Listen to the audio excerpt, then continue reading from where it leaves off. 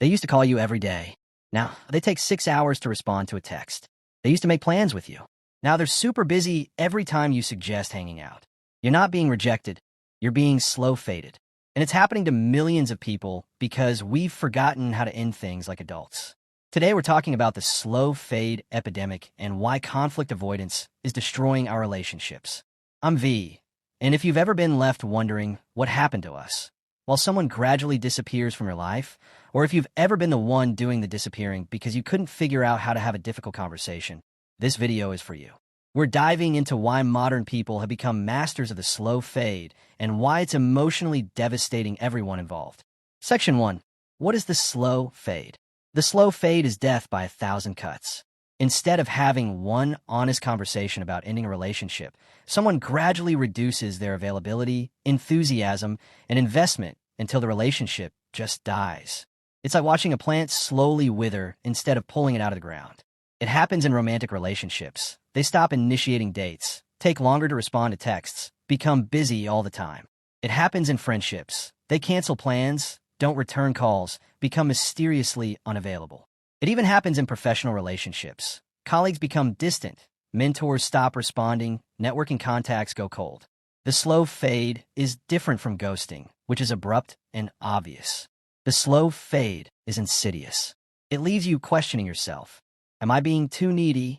Are they just busy? Did I do something wrong? It's designed to make you do the emotional work of ending the relationship so they don't have to. And it's everywhere. Studies show that over 70% of people have experienced being slow faded, and about 60% admit to doing it themselves. We're living in an epidemic of emotional cowardice. Section 2. The psychology of conflict avoidance. So why do people slow fade instead of just being honest? It all comes down to conflict avoidance. For many people, the thought of having a difficult conversation triggers the same stress response as physical danger. Their brain literally treats honest communication like a threat to survival.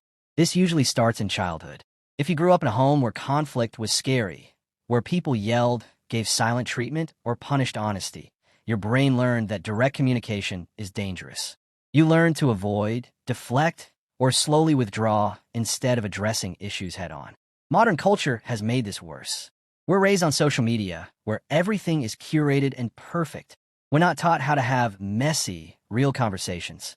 We're taught that conflict is bad, that making someone uncomfortable is cruel, that we should always be nice. So when it comes time to end a relationship, people panic. They think, what if I hurt their feelings? What if they get angry? What if they don't understand? What if I'm wrong? The slow fade feels safer because it avoids the immediate discomfort of honest communication. But here's the twisted part.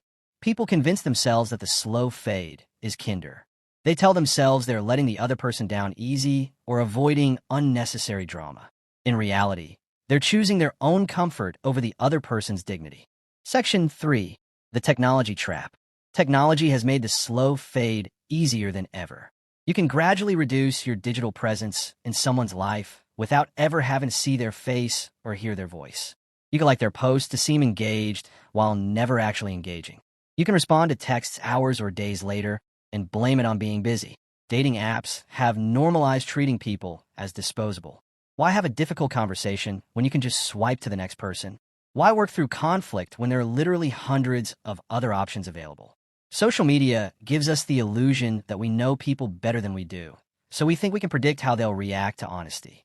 We imagine they'll be devastated, angry, or dramatic, so we choose the slow fade as the merciful option. But the real problem is that we're losing practice with face-to-face difficult conversations. We're spending more time texting than talking, more time curating than communicating. We're becoming fluent in digital interaction, but illiterate in human connection. And in a culture of instant everything, the slow fade seems easier than doing the work of honest communication. Why have a 30-minute difficult conversation when you can just not? Why deal with temporary discomfort when you can avoid it indefinitely? Section 4. The devastating impact on the receiver. Let's talk about what the slow fade does to the person on the receiving end. It's not kind. It's not gentle. It's psychological torture disguised as politeness. When someone slow fades you, you're left with 1,000 questions and no answers. You replay every interaction, looking for clues about what went wrong. You second-guess yourself, wondering if you're being too sensitive or too needy. You start to doubt your own perception of reality. The slow fade creates emotional limbo. You can't mourn the relationship because it's not officially over. You can't move on because there's no closure. You're stuck in this awful space of hope and confusion, checking your phone obsessively, analyzing every brief interaction for signs of life. It damages your self-esteem in ways that a clean break never would. A direct conversation might hurt initially, but you can respect the honesty and move on. The slow fade makes you feel like you're not even worth a conversation. It sends a message that you're so insignificant that you don't deserve basic human courtesy. And it creates lasting trust issues. When someone slow fades you, you learn that people can't be trusted to be honest about their feelings. You become hypervigilant in future relationships, constantly looking for signs that someone is pulling away. You lose faith in your ability to read people and situations accurately. The psychological impact compounds over time. People who experience multiple slow fades often develop anxiety, depression, and attachment issues. They become either clingy and desperate or emotionally distant and guarded. The slow fade doesn't just end one relationship. It damages someone's ability to form healthy relationships in the future. Section 5. The hidden cost to the fader. But here's what most people don't realize. The slow fade is just as damaging to the person doing it. You might think you're avoiding discomfort, but you're actually creating more suffering for yourself in the long run. When you slow fade someone, you carry guilt and shame about your cowardice. Deep down, you know you're being dishonest and cowardly. You might suppress these feelings, but they don't disappear. They accumulate, creating a chronic sense of shame about who you are in relationships. The slow fade prevents emotional growth. Every time you avoid a difficult conversation, you reinforce the belief that you can't handle conflict. You stay emotionally immature, never learning how to communicate honestly, set boundaries, or navigate difficult emotions. It damages your reputation, even if you don't realize it. People talk. When you consistently slow fade people, you become known as someone who can't be trusted, someone who's emotionally unavailable, someone who handles conflict poorly. This reputation follows you and affects future relationships, and it creates anxiety about being found out. You have to manage multiple partial truths, remember who you've told what, and constantly worry about the people you've slow faded discovering each other or confronting you about your behavior. Most importantly, it creates unhealthy relationship patterns. People who slow fade often find themselves in relationships with other conflict-avoidant people, creating cycles of poor communication, unresolved issues, and emotional distance. They never learn how to build truly intimate, honest relationships. Section 6. The ripple effect on society. The slow fade isn't just a personal problem. It's a societal epidemic that's changing how we relate to each other. When avoiding difficult conversations becomes the norm, we lose our collective ability to navigate conflict, build trust, and maintain long-term relationships. Look at modern dating culture.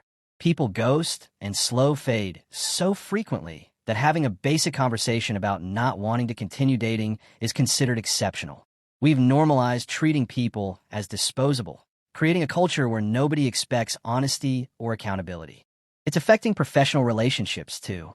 People avoid difficult conversations with colleagues, slowly distance themselves from networking connections, and fail to address workplace conflicts directly. This creates toxic work environments and stunts professional growth. Even family relationships are being affected. Adult children slow fade their parents instead of addressing family issues. Parents avoid difficult conversations with their kids. Extended family members drift apart because nobody knows how to navigate conflict or address changing relationships. At a societal level, we're losing the social skills necessary for democracy, community building, and collective problem solving. If we can't have honest conversations in our personal relationships, how can we expect to address complex social issues together? The slow fade is contributing to the loneliness epidemic. When people can't trust others to be honest with them, they become isolated and guarded. When conflict avoidance becomes the norm, relationships become shallow and unsustainable. We're creating a society of people who are connected but not truly known. Section 7. How to end things like an adult. So how do you break the cycle? How do you end relationships honestly and compassionately? Here's your guide to adult communication. Step 1. Acknowledge the relationship's value. Start by recognizing what the relationship has meant to you. Even if it's ending, Honor the connection you've shared. Step 2. Be direct but kind. Use clear, honest language. I've realized we want different things, or I don't think we're compatible long-term, or I need to focus on other priorities right now. Don't make it about their flaws. Make it about incompatibility or circumstances. Step 3. Take responsibility. Own your part in the relationship's end. I should have been more upfront about my concerns, or I realize I'm not in a place to give this relationship what it deserves. Step 4. Be clear about boundaries. If you don't want to stay friends, say so. If you need space, be specific about what that means. Don't leave room for false hope or confusion. Step 5. Give them space to respond.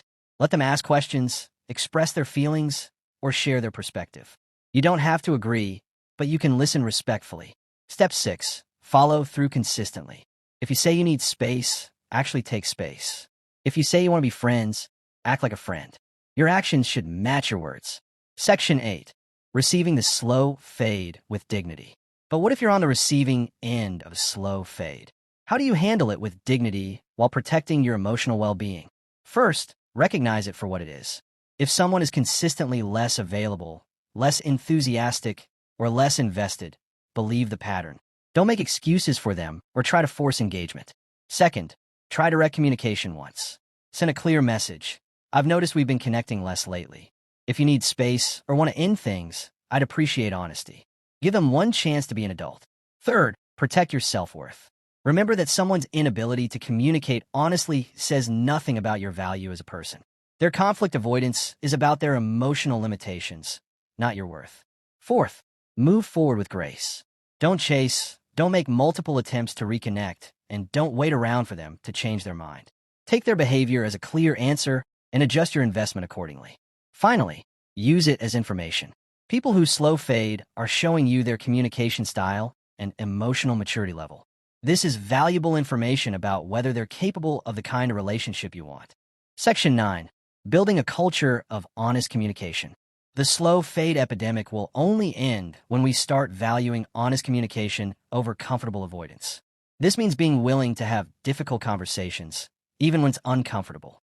It means choosing courage over convenience. We need to teach communication skills like we teach any other life skill. We need to normalize conflict as a natural part of relationships and honest endings as a sign of maturity, not cruelty. Start with yourself. Be the person who has honest conversations. Be the person who ends things cleanly and respectfully. Be the person who values others enough to give them the truth, even when it's difficult. When we stop slow fading each other, we create space for real connection.